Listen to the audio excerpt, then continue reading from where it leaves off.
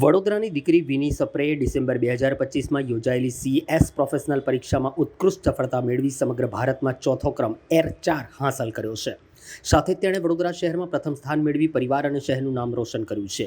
વિની સપ્રેએ પોતાની સફળતાનો શ્રેય શિસ્તબદ્ધ તૈયારી અને સતત મહેનતને આપ્યું છે.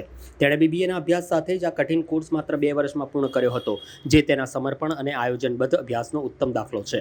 પરીક્ષાના અંતિમ મહિનાઓમાં વિની દરરોજ અંદાજિત 8 કલાક અભ્યાસ કરતી હતી. વધુમાં એકાગ્રતા માટે તેણે રાત્રિના સમયે અભ્યાસ કરવાનો અને 2-2 કલાકના ટૂંકા સ્લોટમાં વાંચવાની ખાસ વ્યૂહરચના અપનાવી હતી. તેના મતે કાયદા આધારિત આ પરીક્ષામાં સતત મહેનત, યોગ્ય આયોજન અને વિષયની ઊંડી સમજ સફળતાની ચાવી છે. વિનીએ વધુમાં જણાવ્યું હતું કે હાલ વધતો પાસિંગ રેટ નવા વિદ્યાર્થીઓ માટે પ્રોત્સાહક સાબિત થઈ રહ્યો છે અને યોગ્ય માર્ગદર્શન સાથે વિદ્યાર્થીઓ આ ક્ષેત્રમાં ઉત્તમ કારકિર્દી બનાવી શકે છે. તેણીની આ સિદ્ધિ વડોદરાના યુવાનો માટે પ્રેરણારૂપ બની છે.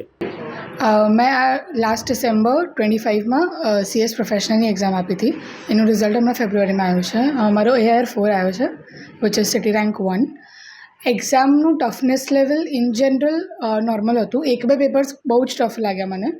બાકી એક્ઝામ બહુ ટફ નથી. અમુક પેપર્સ ખાલી એક પેપર સ્પેશિયલી સૌથી વધારે ટફ હતું SMCFનું. બાકી ઇટ વોઝ નોર્મલ. કેટલા છોકરાઓમાં પાસ થાય છે? કઈ રીતની એક્ઝામ હોય છે? એક્ઝામનો ફોર્મેટ તો બધાને ખબર છે, સબ્જેક્ટિવ હોય છે. મેઇનલી લો બેઝડ હોય છે. બીજું તમને થોડા ઘણા ન્યુમેરિકલ સબ્જેક્ટ્સ આવે છે, તમને ફાઇનાન્શિયલ સ્ટેટમેન્ટ્સની નોલેજ આવે એના માટે. અને પાસિંગ રેટ એઝ સચ હમણાં વધારે છે, જે બહુ સારી વાત છે. અરાઉન્ડ 10-15% અને એના કરતાં વધારે બી હોય છે. એની પહેલાં પાસિંગ રેટ બહુ જ ઓછો હતો, હવે વધી રહ્યો છે, જે બહુ સારી વાત છે. કેટલા મહિનાનો આ કોર્સ હોય છે? કઈ રીતે આમાં એક્ઝામ થાય છે? મને આ કોર્સ પતાવતા 2 વર્ષ લાગ્યા. મેં જૂન 2023માં સ્ટાર્ટ કર્યું હતું. તો ઓવરઓલ ઇફ તમને કોઈ અટેમ્પ નથી આવતા, તમે એક્ઝિક્યુટિવ બી અલગ અલગ આપો છો, તો તમને 2 થી 2.5 વર્ષ લાગશે ટ્રેનિંગની પહેલાં એકેડેમિક બધું પતાવતા. રોજના કેટલા કલાક વાંચતા હતા? કેટલા મહિના? મારું કોલેજ બી હોતું હતું અને કમ્પલસરી હોતું હતું, BBAમાં હતી. તો જેટલું મારાથી શું કહે, ઘરે આવીને બહુ નહોતું ભણાતું. પણ જ્યારે અમારી સ્ટડી લીવ આવે એક્ઝામની 1.5-2 મહિના પહેલાં, જો પ્રોફેશનલનું અમારું જેસ્ટેશન વધારે હોય તો એમાં 3 મહિના ઓલમોસ્ટ સ્ટડી લીવ મળે. તો દિવસના 8 કલાક હું ટ્રાય કરતી હતી કે ભણું. 8થી વધારે મેં નથી ટ્રાય કર્યું, કારણ કે એક પોઈન્ટ પછી તમારું દિમાગ થાકી જાય, એટલે મેં 8 કલાક રાખ્યું હતું. આમાં કન્ટિન્યુ 8 કલાક કરતા? ના, 2-2 કલાકના સ્લોટ હોય મારા, કે 2 કલાક ભણવાનું, પછી બ્રેક, પાછું 2 કલાક ભણવાનું, એવી રીતે હું ભણતી હતી. અને હું મેક્સિમમ રાતે જ ભણતી હતી. તો રાતે શાંત હોય, મારે વારે ઘડીએ કશું કામ કરવાનું ના હોય, ઉઠવાનું ના હોય, કશું કામ યાદ ના આવે રાતે, એ આવે તો બી કરી નથી શકતા. એટલે હું રાતે જ ભણતી હતી કે સારી રીતે ભણાઈ છે. વિની સપ્રે. હું Sagar Tailor, chairman Vadodara chapter of WRs of ICSI. આજે institute of company secretaries of ઇન્ડિયાનું જે ડિસેમ્બર 2025માં એક્ઝામ લેવાઈ હતી, એનું રિઝલ્ટ એક્ઝિક્યુટિવ અને પ્રોફેશનલ સ્ટેજનું આજે ડિક્લેર થયું છે. એ જણાવતા મને ખૂબ આનંદ થાય છે કે આજે જે રિઝલ્ટ અને જે પરિણામ આવ્યું છે CS executive as well as પ્રોફેશનલનું, એ આટલા વર્ષોનું સૌથી સારામાં સારું રિઝલ્ટ પર્સન્ટેજ વાઇઝ અને નંબર વાઇઝ આવેલું છે. જેમાં હું વાત કરું તો વડોદરા ચેપ્ટરને આજે first time 4th rank in all over India professional પ્રોગ્રામમાં મળવામાં આવેલા છે છોકરી છે.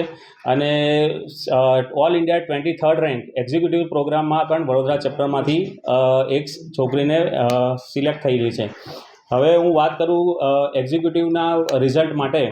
સો એક્ઝિક્યુટિવનું રિઝલ્ટ જાહેર કરેલું છે institute of company secretaries of Vadodara ચેપ્ટરનું વાત કરું તો 18.03%નું રિઝલ્ટ આવેલું છે એક્ઝિક્યુટિવ ફર્સ્ટ મોડ્યુલમાં. સેકન્ડ મોડ્યુલમાં એ રિઝલ્ટ છે 22.26%.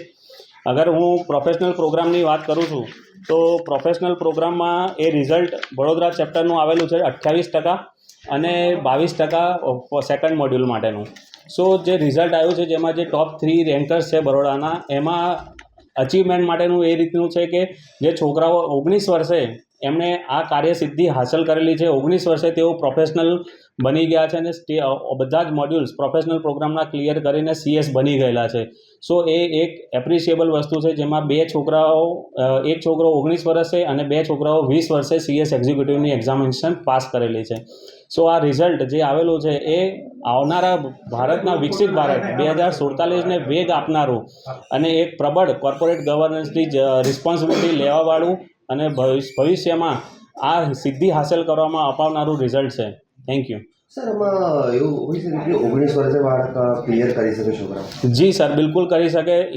જો કોઈ સ્ટુડન્ટે 12th પછી રજિસ્ટ્રેશન કરાયેલું છે અને એને ઇમિડિયેટલી ફર્સ્ટ એટેમ્પમાં બધા સબ મોડ્યુલ્સ એક્ઝિક્યુટિવના ક્લિયર કરેલા હોય, તદુપરાંત 9 મહિનાના વેઇટિંગ પીરિયડ પછી અગર એક્ઝિક્યુટિવ પછી પ્રોફેશનલ પ્રોગ્રામ ક્લિયર કરી દે તો એ સિદ્ધિ હાંસલ કરી શકાય એવી છે. અને અમે પ્રાઉડ છે કે વડોદરામાં એવા સ્ટુડન્ટ્સ છે કે જેમણે આ સિદ્ધિ હાંસલ કરી છે. સર કેટલું ટફ છે આ?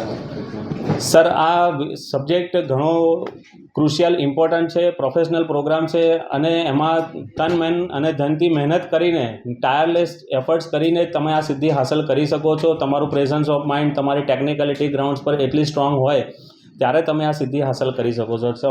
અગર હું મહેનત વગર તો કશું સફળતા થાય નહીં.